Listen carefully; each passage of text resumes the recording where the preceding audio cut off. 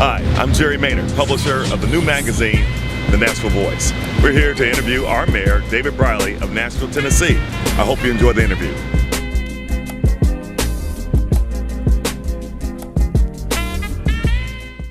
Hi, I'm Jerry Maynard, the publisher of the new magazine, The Nashville Voice, which is an urban magazine for those of us who have a voice in the city who may have come here 10 years ago, 5 years ago, or 5 days ago. Our city is growing, and we want to make sure that we have a media outlet that represents all the voices from every corner of Davidson County. And speaking of Davidson County, it's my pleasure to interview my dear friend, the mayor of the greatest city in the nation of Nashville, Tennessee, Mayor David Briley. Good morning. Good morning. Good to be here. Good to see you today. Thanks for coming into the office today to chat. I appreciate you. 2007, you had just finished up your term as a council person at large. Right. And I thought you were done with politics and that you were going back to practice law and make some money for you and your family. 11 years later, you are mayor of Nashville, Tennessee. Yeah, that pretty much sums it up, Jerry. After the election in 2007, when I was unsuccessful running for mayor, I put my shoulder to the wheel and worked as a lawyer for the next 8 years. And it was you never want to lose, right? I certainly didn't want to lose, but it was good for me. Frankly, I had a 3-year-old son, and I got to spend 8 quality years with him, with my primary focus being him and my wife and my law practice. So certainly was an upside to losing, although you don't wish a loss on anybody. And then I got back in as vice mayor in 2015, which I could do part-time and still practice law. And then, as you know, we had some unusual circumstances earlier this year that resulted in my being mayor. And it's certainly a privilege and an honor to be leading the city of Nashville at this moment of prosperity and opportunity. And we're trying to focus the city on making sure that everybody in our community gets a chance to benefit from the tide rising. I know there have been moments in our history where that has not been the case, and we're trying to make this a different moment for our city. You know, Nashville's the region grew by 4.1% in terms of GDP last year. I think it's the 5th highest in the country. Wow. We're also 5th highest in wage growth in the last year, and so more opportunities here than ever before. We have our challenges, our opportunities. I guess we should look at them as opportunities to do better. Public education, we certainly could do a better job on. We've got issues with public safety and with some distrust of the police force we're trying to work through. And I think we're going to make progress on those kind of things, and at the same time, try and pull together the individuals who are maybe not benefiting enough, try and help them find some more opportunities. And one of the things we've done in that context is changing our procurement rules to set specific goals for minority participation in contracting with metro government. We've got a disparity there, and by disparity I mean a difference between the actual number and amount of contracts being awarded and the availability of minority bidders in our community. And it's a multifaceted problem. It's both recruiting people to bid, and it's also how we handle the requirements for bidding in terms of obstacles that are not necessary that prevent bidders from coming forward. So we're working through all of those, and we hope that over time we'll start to see a growth in not only the number of contracts we're awarding, but also the availability generally, because as availability goes up, so will our goal in terms of awarding contracts in Nashville. Let's talk about Nashville as an international city. And in order for it to be an international city, there has to be a value and recognition and highlighting of the different cultures, the diversity. Tell us about how you see Nashville going for the next 8, 10, 20 years. You're the mayor. I know you had an election coming up in 19, but talk about your vision of this city as a true international city. Well, if you look at the most recent census data, we're 12% foreign born. That means 12% of the residents of Nashville were born in a different country. And then we have their families. A lot of those individuals have had children here in the U.S. So we're a very much more international community than we've ever been before. And it's not just Latino. We have, I think, the country's largest Kurdish population still, right, as a result of immigration after the first Gulf War. Really is when that started. Additionally, we're seeing just a whole lot of immigration from Africa now, from Asia, and becoming much more diverse as a community. Obviously, it creates some challenges for us. That's especially true with the I don't know what the right word is here. I'm trying to be careful. Okay. The sentiment in Okay. Washington, D.C. right now. Right.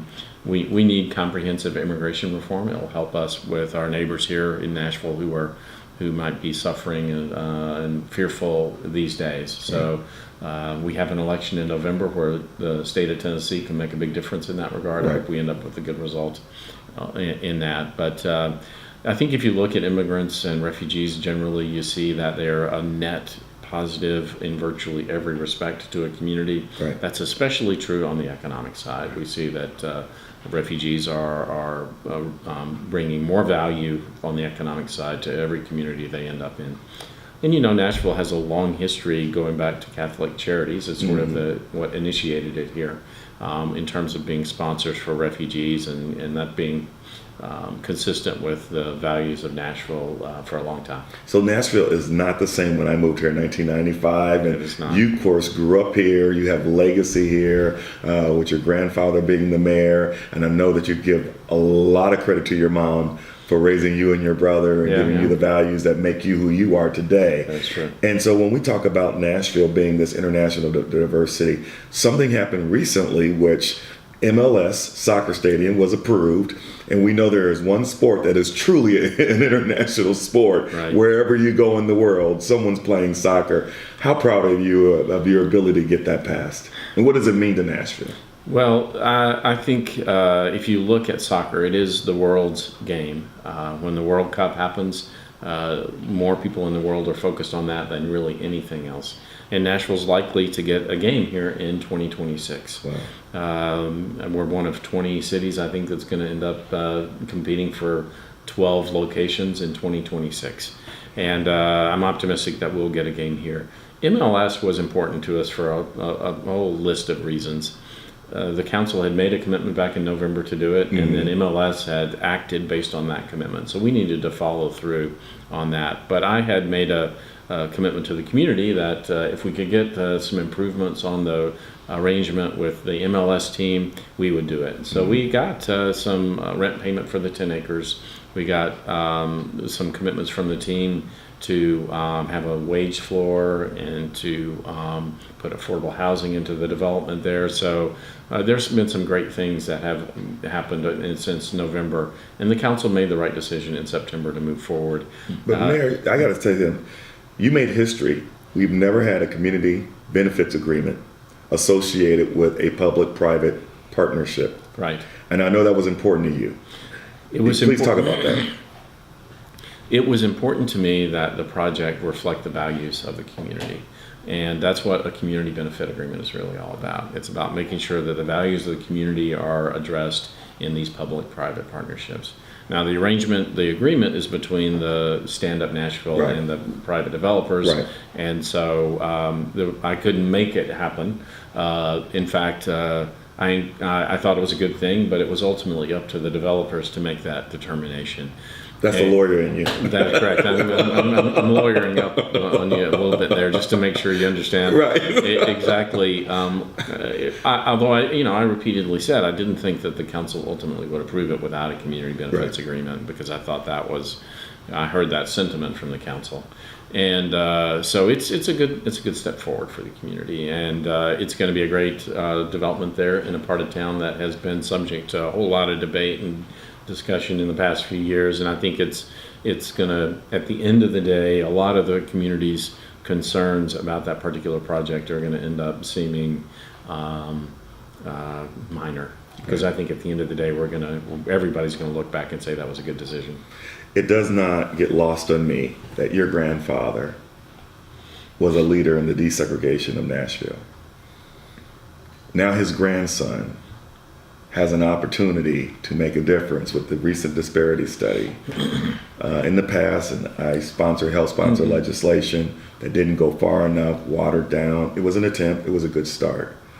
But now the grandson of the mayor who desegregated the city now has an opportunity to uplift all women and minority-owned businesses, which then, as you know, is the economic engine of those communities. Right. Is it lost on you? Well, I get in trouble for always turning it back on the community and not taking credit for stuff. And I do think this is really just about the community moving forward. Okay. I'm certainly going to push as hard as I can, but this is about our changing community and people seeing the benefits of making sure that everybody gets a chance to move forward. That if everybody has a chance to move forward, we all are going to get further along down the road of success and prosperity. And for too long in Nashville, in Tennessee, in the United States of America, we have not focused enough on bringing everybody along.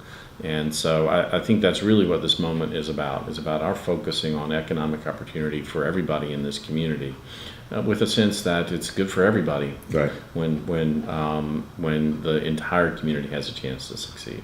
When you're talking about unemployment, and unemployment is a low, and you're talking about wages increasing, but you're also talking about the cost of living here in Nashville skyrocketing.